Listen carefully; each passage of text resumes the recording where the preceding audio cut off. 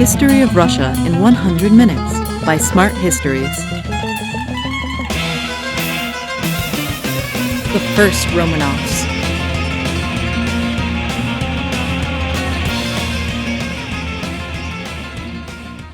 Having survived the time of troubles, Russia faced the 17th century with the newly established Romanov dynasty. Nevertheless, Mikhail Romanov only began as a weak compromise candidate who was in favor of the boyars.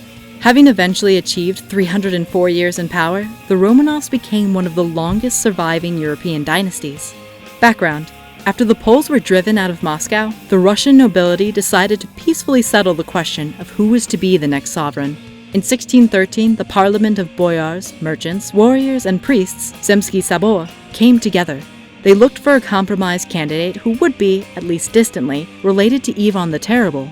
A suitable young man was found, Patriarch Filaret's 16-year-old son, Mikhail Romanov. He was a distant relative of Ivan the Terrible's wife, Anastasia Romanova. The fact that he was a young, inexperienced person, therefore politically weak, and also not being in Moscow at that moment, made him a safe candidate to all the parties. Romanov dynasty. The boyars expected Mikhail I, Mikhail Romanov, to ensure peace and stability, and he did surprisingly well. In 1617, the Stolbovo Peace Treaty with the Swedes was signed, and in 1618, the Deulino Truce with the Poles was agreed. These two treaties definitively ended their intervention in Russian affairs.